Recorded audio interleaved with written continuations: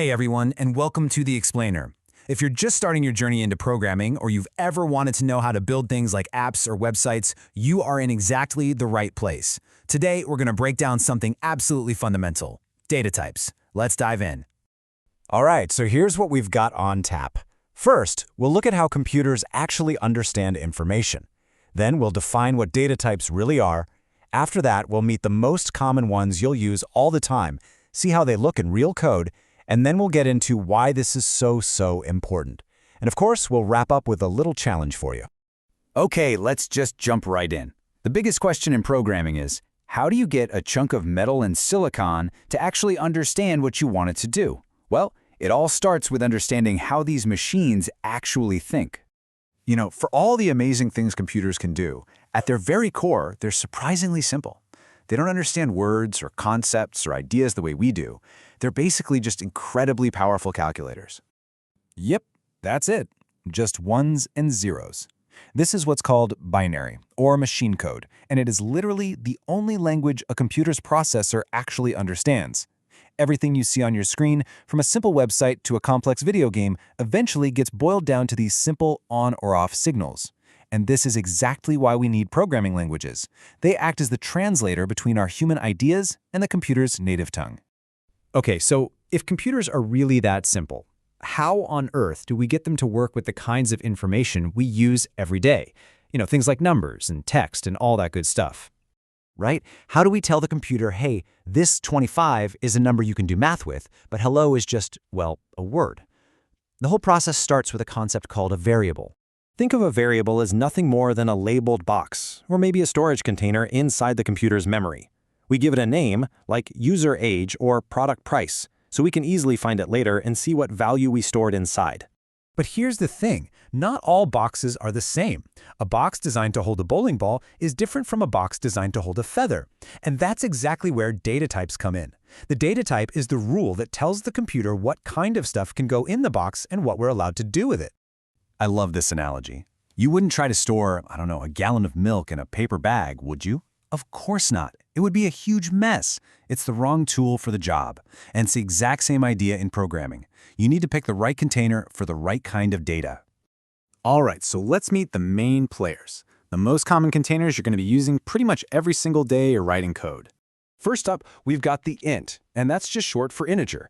This is your go-to for any whole numbers. Think your age or the score in a video game. No decimals, no fractions, just straight up whole numbers. And what if you do need a decimal? Well, that's where float comes in. This is perfect for things like the price of a coffee, which might be $3.99, or maybe someone's height. Then you have char, which stands for character, and it's exactly what it sounds like. It holds just a single character. That could be a letter like A, or a number like 7, or even a symbol like the $sign, just one at a time. And finally, we've got double. You can think of this as a float on steroids. It's for decimal numbers too, but it offers way more precision, which is super important for things like scientific or financial calculations where every tiny fraction counts. Okay, so let's do a super quick recap. Int is for your whole numbers. Float and double are for your decimals, with double being the more precise one. And char is for just a single character. Simple enough, right? Awesome.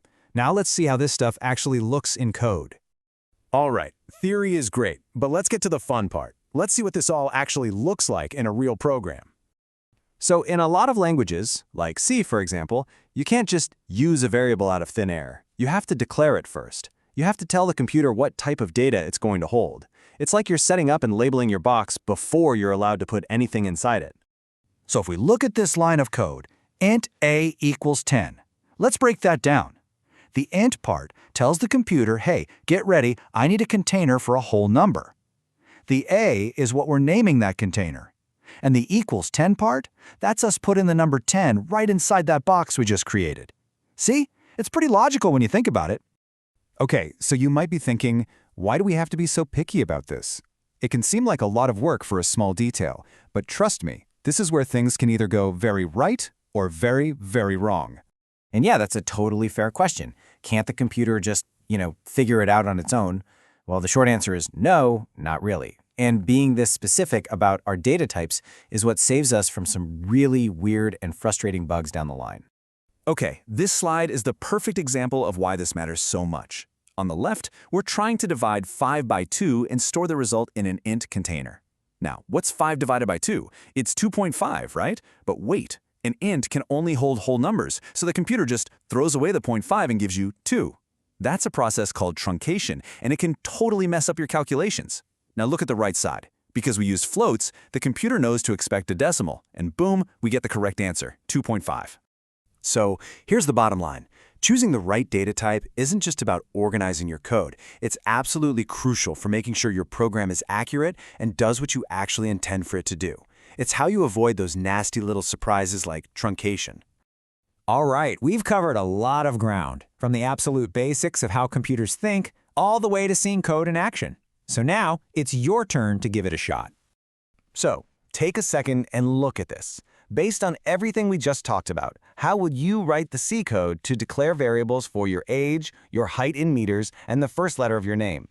Feel free to pause and think it through. It's a fantastic way to make sure this all clicked. And that really brings us to our final big idea for today. These data types we've talked about are amazing, but they all have one thing in common. They only hold one piece of information at a time. So, what happens when you need to store, say, a whole list of student names, or 100 different prices? Well, my friends, that is a perfect setup for your next big step in programming, diving into the world of data structures.